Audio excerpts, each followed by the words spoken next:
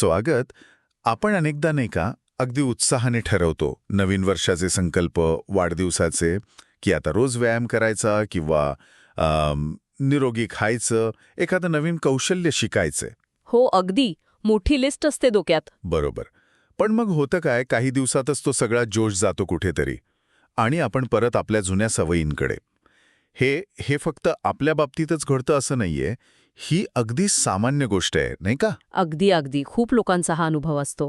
आणि गंमत म्हणजे जेव्हा असं होतं तेव्हा आपण सरळ स्वतःला दोष देतो की अरे माझ्यात इच्छाशक्तीच कमी आहे किंवा मोटिवेशन नाहीये पुरेसं. पण आज आपण जी माहिती बघणार आहोत त्यानुसार कदाचित खरी समस्या ही प्रेरणेची नाहीये, तर ती आहे स्पष्टतेच्या अभावाची. म्हणजे आपण नक्की काय करणार आहोत, कधी करणार आहोत, कुठे करणार आहोत, हेच जर ठरलेलं नसेल तर मग कृती करणं अवघड होऊन बसतं. बरोबर. आणि आज आपण ह्याच समस्येवर एका प्रभावी उपायाबद्दल बोलणार आहोत.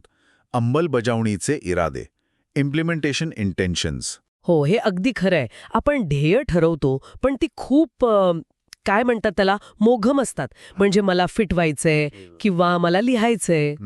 ही ध्येय चांगली आहेत, वाईट नाहीत, पण ती कृतीत आणायला पुरेशी नाहीत, कारण ती आपल्याला सांगत नाहीत की कधी आणि कुठे सुरुवात करायची. अच्छा. आणि इथेच हे अंमलबजावणीचे इरादे कामाला येतात. ही संकल्पना मानसशास्त्रीय संशोधनावर आधारित आहे आणि ती आपल्याला आपल्या त्या चांगल्या इच्छांना एका ठोस कृतीमध्ये बदलायला मदत करते. ओके. सोप्या भाषेत सांगायचं तर अंमलबजावणीचा इरादा म्हणजे काय, तर आपण एखादी विशिष्ट वर्तणूक म्हणजे बिहेवियर कधी आणि कुठे करणार आहोत याचा आपण आधीच केलेला एक पक्का निश्चय स्वतःशीच केलेला. अगदी. हा फक्त मला करायचंय असा विचार नाही, तर मी हे करणार आहे ह्या विशिष्ट वेळी, या विशिष्ट ठिकाणी असा स्वतःशी केलेला एक करार आहे. आणि रिसर्च काय सांगतो, तर जे लोक अशा प्रकारे प्लॅनिंग करतात त्यांची ती ध्येय प्रत्यक्षात आणण्याची शक्यता 2 ते 3 पटीने वाढते. अरे बापरे, 2 ते 3 पट. हा तर खूपच मोठा फरक झाला. मग हा आराखडा बनवायचा कसा? काही क्लिष्ट आहे का यात? अजिबात नाही. उलट अगदी साधं आणि सरळ सूत्र आहे याचं. आपल्या माहितीनुसार ते असं आहे, मी ठराविक वर्तणूक करीन, ठराविक वेळेवर, ठराविक ठिकाणी. ओके, मी वर्तणूक करीन, वेळेवर, ठिकाणी. हो, यात 3 महत्वाचे घटक आहेत. एक, वर्तणूक म्हणजे कोणती सवय लावायची आहे किंवा काय काम करायचंय ते अगदी स्पष्ट हवं. उदाहरण, निरोगी खाणं हे अस्पष्ट आहे. त्याऐवजी मी जेवणासोबत सॅलड खाईन हे जास्त स्पष्ट आहे. दुसरं, वेळ. ती कृती कधी करणार, निश्चित वेळ, दिवसातून कधीतरी नाही चालणार, रोज दुपारी 1 वाजता. आणि तिसरं, ठिकाण. कुठे करणार, जागा निश्चित करा. घरी हे खूप ढोबळ झालं, त्याऐवजी डायनिंग टेबलवर. अच्छा, म्हणजे एकदम स्पेसिफिक, पिनपॉइंट करायचंय सगळं. आपण काही उदाहरणं घेऊया का, म्हणजे अजून स्पष्ट होईल. समजा मला रोज ध्यान करायला सुरुवात करायची आहे. हो, नक्कीच. घेऊया ध्यानाचं उदाहरण. एक साधं ध्येय काय असेल, मला रोज ध्यान करायचं आहे. बरोबर. हो. आता याचं अंमलबजावणीच्या इराद्यात रूपांतर कसं करायचं? समजा तुम्ही ठरवलं, मी रोज सकाळी उठल्यावर 7 वाजता माझ्या बेडरूममधल्या खिडकीजवळच्या खुर्चीवर बसून 5 मिनिटांसाठी ध्यान करीन. ओके. आता इथे बघा, वर्तणूक ध्यान करणं, वेळ सकाळी 7 वाजता, ठिकाण बेडरूममधली खिडकीजवळची खुर्ची.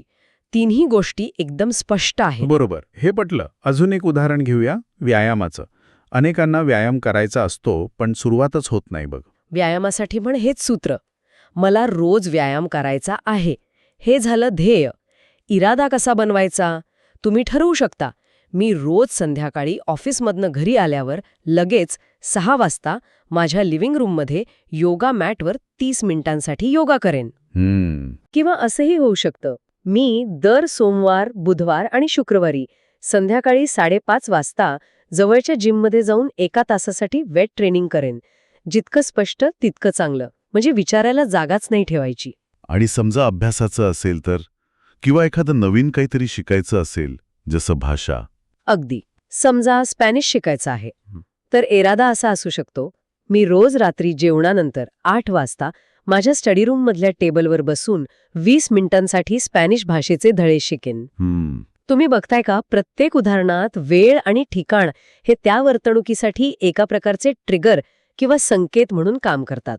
क्यू ज्याला म्हणतात इंग्रजीत. हो हो, हे ऐकायला तर खूपच प्रभावी वाटतंय. पण पण मला सांगा, फक्त वेळ आणि ठिकाण ठरवल्याने इतका मोठा फरक कसा काय पडतो? म्हणजे यामागे काही सायकॉलॉजी आहे का? हो, नक्कीच आहे. आणि याचे अनेक फायदे आहेत, जे आपल्या माहिती स्रोतांमध्ये पण दिले आहेत. पहिला आणि सगळ्यात महत्त्वाचा फायदा म्हणजे हे आपल्याला वाचवतं निर्णय घेण्याच्या भारापासून. डिसिजन फटीग म्हणतात ना त्याला. अच्छा, डिसिजन फटीग. हो, दिवसभरात आपल्याला कितीतरी छोटे मोठे निर्णय घ्यावे लागतात. काय खावं, काय कपडे घालावे, कोणत्या ईमेलला उत्तर द्यावं, या सगळ्यात आपली मानसिक ऊर्जा खर्च होते. खरे. जेव्हा आपण सवयींबद्दलचे निर्णय म्हणजे कधी आणि कुठे करायचे हे आधीच घेऊन ठेवतो, तेव्हा ऐनवेळी विचार नाही करावा लागत. समजा तुम्ही फक्त ठरवलंय आज व्यायाम करायचा, मग वेळ आल्यावर विचार सुरू होतो, आता करू की नंतर, घरी की जिमला, कोणता व्यायाम करू, या विचारातच कंटाळा येतो किंवा आपण पुढे ढकलतो. अगदी होतं असं. पण जर तुमचा इरादा पक्का असेल, संध्याकाळी 6 वाजता लिव्हिंग रूममध्ये योगा करायचा, तर 6 वाजता तुम्हाला फक्त कृती करायची आहे, निर्णय नाही घ्यायचा. मेंदूवरचा भार एकदम हलका होतो. म्हणजे आपण आपल्या मेंदूला एक प्रकारे मदत करतोय, जेणेकरून त्याला ऐनवेळी कमी कष्ट घ्यावे लागतील. हे खरंच महत्वाचं आहे. कारण अनेकदा सुरुवात न करण्यामागे हा विचार करण्याचा कंटाळाच असतो. अगदी बरोबर. आणि दुसरा फायदा काय? तर हे अंमलबजावणीचे इरादे आपल्याला सुरुवात करण्यासाठी मदत करतात. पुष्कळ वेळा कळत नाही की नवीन सवय सुरू कधी करावी. हो, कधी मुहूर्त साधायचा. तर यावर आपल्या स्रोतांमध्ये एक चांगली युक्ती सांगितली आहे. ती म्हणजे नव्या सुरुवातीच्या क्षणांचा फायदा घ्या. Fresh start moments. नव्या सुरुवातीचे क्षण म्हणजे काय असतं ते? मानसशास्त्रज्ञांच्या मते काही विशिष्ट क्षण असे असतात जेव्हा लोकांना नैसर्गिकरित्या असं वाटतं की चला आता नवीन सुरुवात करूया. जसं की आठवड्याचा पहिला दिवस, सोमवार. Monday motivation. हो. किंवा महिन्याचा पहिला दिवस, नवीन वर्ष, वाढदिवस, किंवा समजा नवीन नोकरी लागलीये तर पहिला दिवस. या क्षणांना एक प्रतिकात्मक महत्त्व असतं. असं वाटतं की अरे आता भूतकाळ मागे टाकला, आता कोरी पाटी घेऊन सुरुवात करू. अच्छा. आणि अशा वेळी लोकांची प्रेरणा पातळी थोडी वाढलेली असते. त्यामुळे जर तुम्हाला कळत नसेल की नवीन सवय कधी सुरू करावी, तर अशा एखाद्या फ्रेश स्टार्ट क्षणाची निवड करा. तुमचा अंमलबजावणीचा इरादा त्या दिवसापासून सुरू करा. जास्त सोपं जाईल. अरे वा, ही कल्पना तर मस्त आहे. म्हणजे नवीन वर्षाचं संकल्प का फसतात? कारण ते फक्त संकल्प असतात, त्यांच्या मागे असा ठोस आराखडा नसतो. पण जर अंमलबजावणीच्या इराद्यासोबत सुरुवात केली तर यशस्वी व्हायची शक्यता वाढेल. नक्कीच. अच्छा, अजून एक मुद्दा होता बघा, की ही पद्धत आपल्याला विचलित करणाऱ्या गोष्टींना नाही म्हणायला मदत करते. ते कसं काय? पण हा एक अत्यंत महत्त्वाचा फायदा आहे. बघा, जेव्हा आपली ध्येय फक्त अस्पष्ट इच्छा असतात, तेव्हा त्यांना बाजूला सारणं सोपं जातं किंवा त्यांच्या आड येणाऱ्या गोष्टींना प्राधान्य देणं सोपं जातं.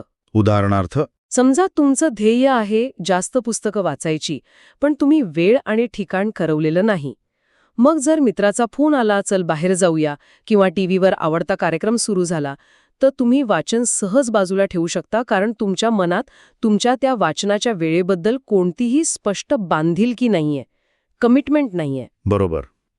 पण याउलट जर तुमचा इरादा पक्का असेल की मी रोज रात्री 9 वाजता माझ्या बेडरूममध्ये 30 मिनिटांसाठी पुस्तक वाचेन, तर जेव्हा 9 वाजता कोणी मित्र फोन करेल किंवा दुसरं काही काम येईल, तेव्हा तुमच्याकडे नाही म्हणायला एक स्पष्ट कारण असेल. अच्छा.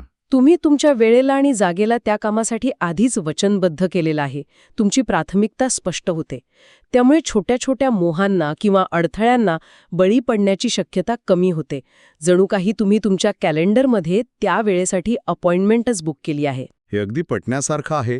म्हणजे आपण आपल्या ध्येयांना आपल्या वेळापत्रकात एक निश्चित जागा देतोय. त्यामुळे इतर गोष्टींना त्या जागेवर अतिक्रमण करणं कठीण होतं. खरंच हे खूप शक्तिशाली असू शकतं. हो तर. आपल्या माहितीमध्ये लेखक जेसन झ्विग यांचं एक उदाहरण आहे. ते याला अजून स्पष्ट करतं असं वाटतं. हो, जेसन झ्विग यांचं उदाहरण खूप समर्पक आहे. ते पॅव्लोवच्या कुत्र्याच्या प्रयोगाचा संदर्भ देतात. आठवतोय? हो. घंटा वाजली की कुत्रा लाळ गाळतो. अगदी.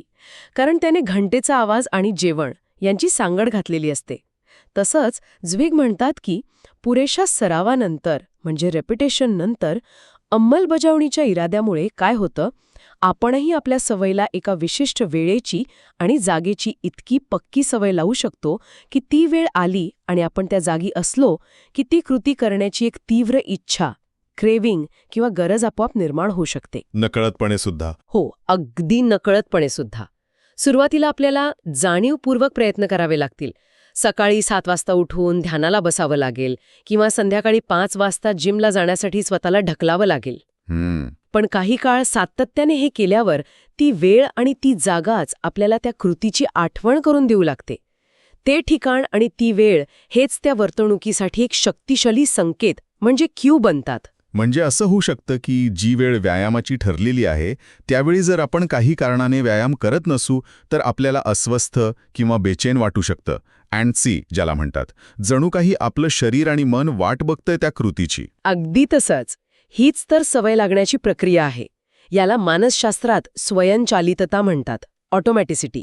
अंमलबजावणीचा इरादा हा सवय स्वयंचालित बनवण्याच्या दिशेने एक खूप महत्त्वाचं पाऊल आहे. अच्छा. तो तुमच्या त्या अस्पष्ट इच्छेला, मला व्यायाम करायचा आहे, एका ठोस संदर्भ आधारित ट्रिगरमध्ये बदलतो. आता संध्याकाळचे 6 वाजले आहेत आणि मी घरी लिव्हिंग रूममध्ये आहे, ही योगाची वेळ आहे. यामुळे तुम्हाला प्रत्येक वेळी फक्त इच्छाशक्तीवर अवलंबून राहावं लागत नाही. हो. तुमचं वातावरण आणि तुमचं वेळापत्रकच तुम्हाला कृती करायला उद्युक्त करतं. म्हणजे हे फक्त निरोजन नाही, तर एका अर्थाने आपण आपल्या सवयींसाठी एक अनुकूल परिस्थिती निर्माण करतोय. आपण इच्छाशक्तीवरचा भार कमी करतोय आणि वेळेला आणि जागेला आपलं काम करू देतोय. बरोबर. हे खरंच विचारांना चालना देणार आहे, कारण आपण नेहमी मोटिवेशन कसं वाढवायचं याचा विचार करतो, पण स्पष्टता कशी आणायची यावर कदाचित पुरेसं लक्ष देत नाही. अगदी बरोबर. प्रेरणा महत्वाची आहे, नाकारण्यात अर्थ नाही, पण ती नेहमीच टिकत नाही. ती येते आणि जाते.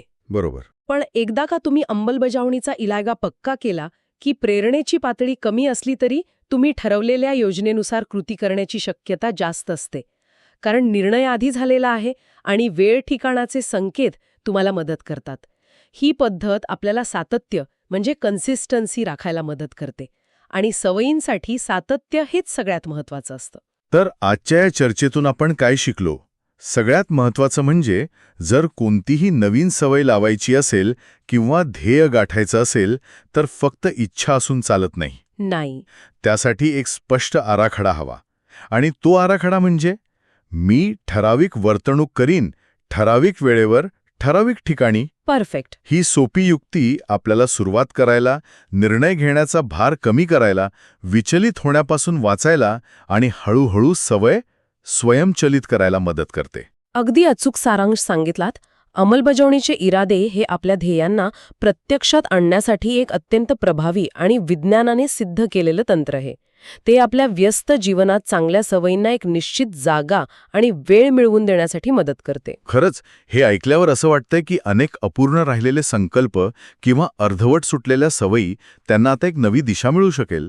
ही स्पष्टता नक्कीच खूप मोठा फरक घडवू शकते. निश्चितच. आणि यावर आधारित एक पुढचा विचार करण्यासारखा प्रश्न मनात येतो की आपण एका सवयीला दुसऱ्या सवयीशी कसं जोडू शकतो. अच्छा, म्हणजे कसं? म्हणजे एक सवय पूर्ण झाल्यावर लगेच दुसरी सवय नैसर्गिकरित्या सुरू होईल असं काही करता येतं का?